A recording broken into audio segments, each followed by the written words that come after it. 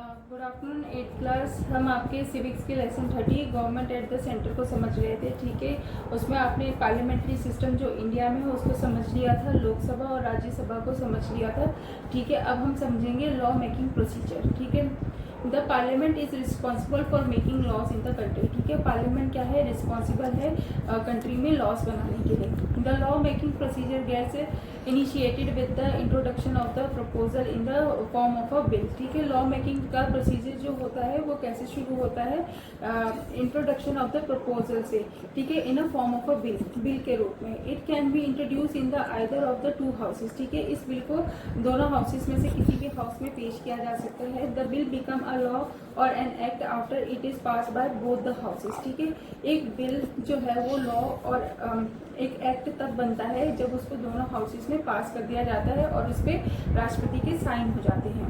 There are two types of bill. ठीक है, दो टाइप्स के बिल के बारे में बताया गया है, नेमली और ordinary bill and money bill. ठीक है, जिनके नाम क्या है आपकी ऑर्डिनरी बिल्स और मनी बिल्स। ठीक है, while and ordinary bill can be introduce in either of the two houses, money bill can be only B introduce in the Lok Sabha. ठीक है, जो ऑर्डिनरी बिल होता है उसको आप दोनों हाउसेस में से किसी भी हाउस में पेश कर सकते हो, लेकिन जो आपका मनी बिल होता है, ठीक है, धन विधेयक जो होता है वो केवल लोकसभा में ही पेश किया जा सकता है।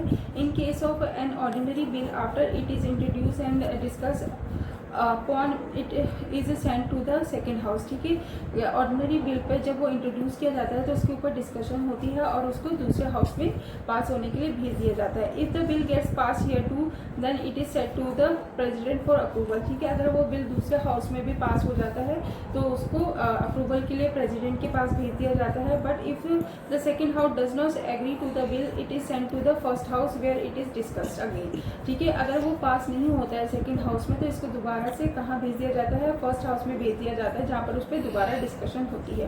If the two houses do not agree on the bill and is not dissolve within 6 months a deadlock is created. ठीक है, अगर दोनों हाउसेज इस बिल पे एग्री नहीं होते हैं, ठीक है, और ये मैटर रिजॉल्व नहीं होता है 6 month के अंदर, तो एक डेडलॉक क्रिएट हो जाता है। ठीक है, in case of deadlock the president call a joint session of the both the Lok Sabha and the Rajya Sabha and is president over by the speaker of the Lok Sabha. ठीक है, तो डेडलॉक की स्थिति में जो होता है प्रेसिडेंट वो दोनों जो हाउसेस होते हैं लोकसभा और राज्यसभा का उनका ज्वाइंट सेशन बुलाता है, जिसकी अध्यक्षता कौन करता है, स्पीकर करता है लोकसभा का।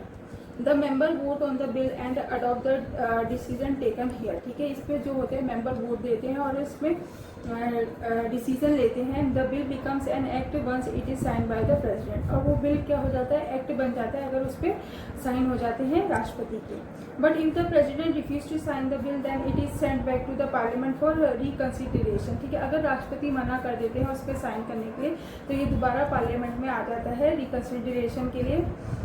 if it gets passed again and sent to the president, she is bound to give his her assent। ठीक है, अगर इसको दोबारा पास करके राष्ट्रपति के पास भेज दिया जाता है तो वो बंधा होता है इस पर साइन करने के लिए। Money bill are those bill which are related to the finance of the country. Money bill क्या होते हैं, जो देश की फाइनेंस उससे जुड़े होते हैं। In case of money bill only the Lok Sabha is allowed to introduce it. ठीक है, मनी बिल के केस में क्या होता है, ये केवल लोकसभा में ही पेश किया जा सकता है। If the Rajya Sabha does not pass the bill within 14 days it is no longer has any say regarding the bill and the bill neutrally gets pass by it. अगर ठीक है, अगर इस पर राज्यसभा अगर 14 दिन के अंदर इसमें अपना कोई पास नहीं करती इस बिल को तो ये बिल क्या होता है, अपने आप ही पास हो जाता है। The bill is sent to the president for approval। और इसके बाद ये बिल जो है वो अप्रूवल के लिए प्रेसिडेंट के पास चला जाता है। Composition of the executive. ठीक है, अब कंपोजिशन कैसी है एग्जीक्यूटिव की। Even though the president is the head of the country, आपको पता ही है कि भारत में जो राष्ट्रपति है वो हेड ऑफ द कंट्री है। He acts on the advice of the prime minister and his council of minister. ठीक है, जो राष्ट्रपति है वो किसकी सलाह के अनुसार कार्य करता है, प्रधानमंत्री और उसकी मंत्रिमंडल की सलाह से। The president is also the supreme commander of the defence forces and is the first citizen of India. ठीक है, जो प्रेसिडेंट है वो आपकी जो सुप्रीम कमांडर होता है आपकी डिफेंस फोर्सेज का और ये इंडिया का पहला नागरिक होता है, भारतीय पहला नागरिक होता है। The president elected for a term of 5 years, ठीक है। एक प्रेसिडेंट को कितने सालों के लिए इलेक्ट किया जाता है? 5 ईयर्स के लिए by an electoral college which consist of the elected member of the Lok Sabha, the Rajya Sabha and the Vidhan Sabha of the state, ठीक है। जो राष्ट्रपति का इलेक्शन होता है वो किसके द्वारा होता है? जो आपके इलेक्टेड मेंबर होते हैं लोकसभा के, राज्यसभा के और विधानसभा के, स्टेट की। In order to become the president of the country, a candidate should have the same qualification as a member of the लोक सभा, ठीक है। अगर किसी कैंडिडेट को राष्ट्रपति बनना है भारत का तो उसकी वही क्वालिफिकेशन है जो लोकसभा का सदस्य बनने की है। However, the minimum age required is 35 years in the case of the president, ठीक है। लेकिन जो प्रेसिडेंट बनने की जो एज है वो 35 ईयर्स है, ठीक है। He or she can only be removed from office only through the process of impeachment, ठीक है। कोई भी अगर राष्ट्रपति जो ही या शी हो उसको किसके द्वारा हटाया जा सकता है? सिर्फ महाभियोग के द्वारा हटाया जा सकता है। पावर ऑफ द प्रेसिडेंट, और प्रेसिडेंट की पावर क्या है? आपके आते हैं लेजिस्लेटिव पावर्स, ठीक है। इसमें क्या होता है? The president summons and produce both houses of the parliament, ठीक है। जो प्रेसिडेंट है वो दोनों हाउसेस को समन दे सकता है। Nominates member of the both houses of parliament, nominate करता है दोनों हाउसेस के मेंबर्स को। Address both the houses after the general election and at the start of each new session, ठीक है। वो एड्रेस करता है आपके दोनों हाउसेस को जनरल इलेक्शन के बाद में, और जो भी नया सेशन होता है वो राष्ट्रपति के भाषण से ही शुरू होता है। Can call for a joint session of Parliament when there is a deadlock over a bill, ठीक है। वो दोनों ही जो हाउसेस होते हैं उनका ज्वाइंट सेशन बुला सकता है अगर किसी बिल पर डेडलॉक की स्थिति बन जाती है। Give his her assent to a bill, the president can send back an ordinary bill for reconsideration, ठीक है। अगर राष्ट्रपति जो है वो एक ऑर्डिनरी बिल को दोबारा से भेज सकता है रिकंसिडरेशन के लिए। However if the bill is passed again the president must give his her assent to it. अगर लेकिन वो बिल फिर दोबारा से पास होके आ जाता है अगर हाउस से, तो प्रेसिडेंट को उस पर साइन करने ही पड़ते हैं। As the power of the promulgate ordinance, an ordinance is a temporary law which is issued by the president when the parliament is not a session, ठीक है। अब क्या होता है कि राष्ट्रपति के पास ये पावर है कि वो जो है वो ऑर्डिनेंस जारी कर सकता है, ठीक है, टेम्परेरी बेसिस पे अगर पार्लियामेंट के सेशन ना चल रहा हो। These ordinance have the same status as law and are valid for the period of 6 years, ठीक है। ये जो ऑर्डिनेंस होते हैं उनका सेम वैल्यू होती है एक लॉ के बराबर अगले 6 साल के लिए। Can dissolve the Lok Sabha on the advice of the prime minister, वो लोकसभा को बंद कर सकता है प्रधानमंत्री की सलाह पर। अब उसकी आती है एग्जीक्यूटिव पावर्स क्या हैं। The president appoint the leader of the majority party in the Lok Sabha as the prime minister, ठीक है। जो राष्ट्रपति होता है वो मेजोरिटी पार्टी के लीडर को अपॉइंट कर सकता है वो लोकसभा में, और वो क्या होता है? हमारा प्राइम मिनिस्टर होता है। Appoint the council of minister on the advice of the prime minister, प्रधानमंत्री की सलाह पर वो मंत्रिमंडल का भी गठन करता है। Appoints other important functionaries such as the governor of the state, the chief justice and the judge of the supreme court and the high court etc, ठीक है। वो अपॉइंट करता है और भी इम्पोर्टेंट जो फंक्शनरीज होती हैं जैसे कि गवर्नर ऑफ द स्टेट को नियुक्त करता है, चीफ जस्टिस एंड जजेस जो सुप्रीम कोर्ट और हाई कोर्ट के होते हैं उनको नियुक्त करता है। कैन डिक्लेयर वॉर और conclude peace with other nation, ठीक है। वो अन्य देशों के साथ युद्ध और शांति को भी घोषित कर सकता है। Appoints Indian representative to the other countries, ठीक है। वो जो भारतीय प्रतिनिधि होते हैं उनको दूसरे देशों में भी अपॉइंट करता है। फिर आता है आपका फाइनेंशियल पावर्स, ठीक है। The president gives assent for a money bills to be introduce in the Lok Sabha, ठीक है। जो होता है प्रेसिडेंट जो है मनी बिल को कहाँ इंट्रोड्यूस करता है? लोकसभा में।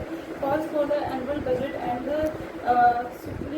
सप्लीमेंट्री बजट बिफोर पार्लियामेंट, ठीक है। वो एनुअल बजट और जो सप्लीमेंट्री बजट होता है वो पार्लियामेंट के शुरू होने से पहले उनको बुलाता है, ठीक है। जुडिशियल पावर क्या है उसकी? The president has the power of grant pardon, ठीक है। राष्ट्रपति के पास क्षमा करने का अधिकार है।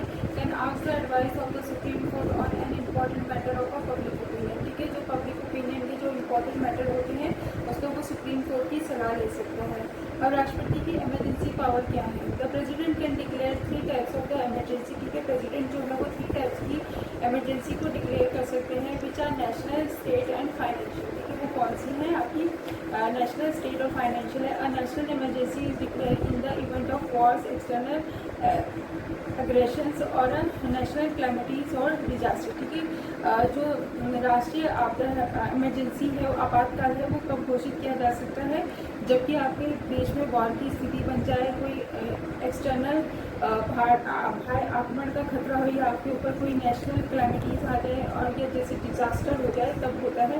और state emergency is also known as the president rule. ठीक है, स्टेट इमरजेंसी को आप किस नाम से जानते हैं? राष्ट्रपति शासन के नाम से जानते हैं।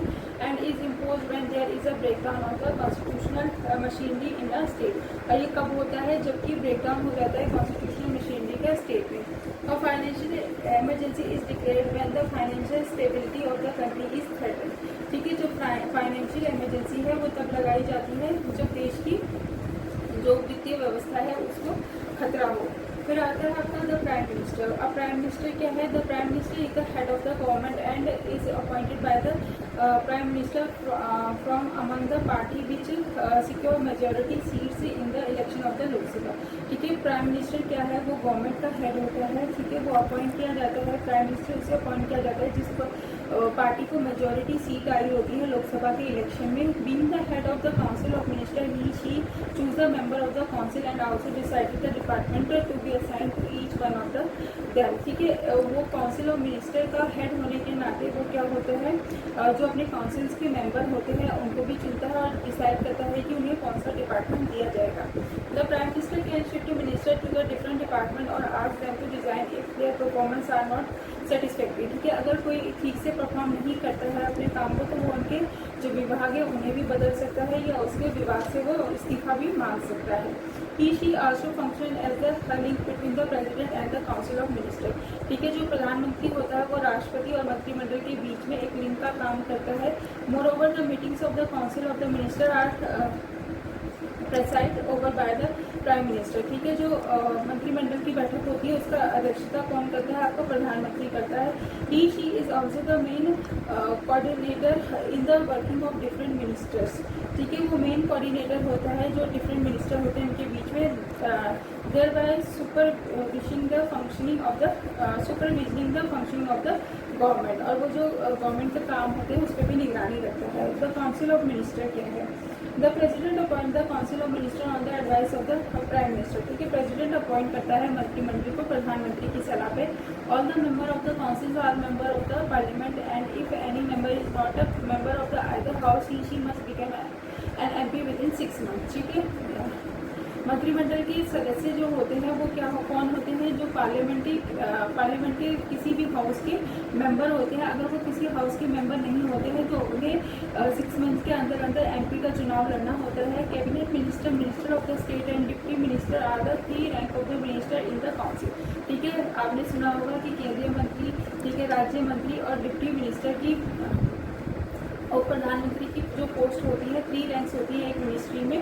ठीक है, the cabinet ministry occupy the high rank and have charge of the most important ministry. ठीक है, जो आपकी कैबिनेट मिनिस्ट्री होती है वो हाईएस्ट रैंक की होती है और जो सारी इंपॉर्टेंट मिनिस्ट्री होती हैं वो इसी के अंडर आती है। अ मिनिस्टर ऑफ स्टेट में असिस्ट अ कैबिनेट मिनिस्टर और be in a complete charge of a department. ठीक है, जो स्टेट मिनिस्टर ऑफ स्टेट होते हैं वो क्या करते हैं? कैबिनेट मिनिस्टर को या तो असिस्ट करते हैं या उसके पास कंप्लीट चार्ज होता है एक डिपार्टमेंट का। It is the duty of the deputy minister to help the minister under whom they work। ठीक है, ये डिप्टी मिनिस्टर की ड्यूटी होती है कि वो मिनिस्टर की हेल्प करे जिसके अंदर वो काम कर रहे हैं। Accountability of the government. ठीक है, being a democracy the government in India is accountable to the people of the country. ठीक है, एक डेमोक्रेसी होने के नाते जो भारत में जो सरकार है वो लोगों के प्रति उत्तरदायी होती है। The MPs are allowed to raise question on issues which are to be answered by the minister. ठीक है, एमपीज को ये परमिशन होती है कि वो क्वेश्चन पूछें मिनिस्टर से और वो उनका आंसर भी देते हैं ड्यूरिंग क्वेश्चन आवर के दौरान।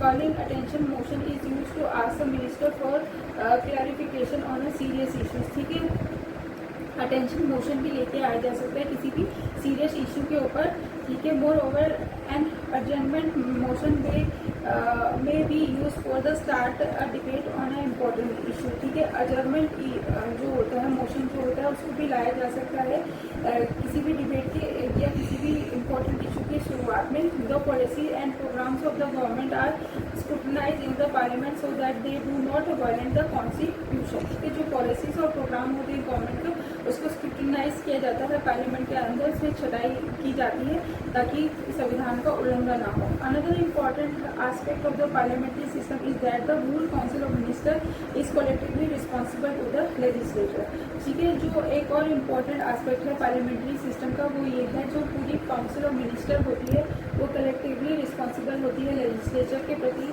A vote of non confidence can be proposed against the council and if it is passed with a majority then all minister must resign, ठीक है। एक वोट ऑफ नॉन कॉन्फिडेंस का आता है, ठीक है। अगर वो पास हो जाता है तो जो भी काउंसिल होगी उसको काउंसिल ऑफ मिनिस्टर होगी उसको क्या देना पड़ता है, रिजाइन देना पड़ता है, इस्तीफा देना पड़ता है।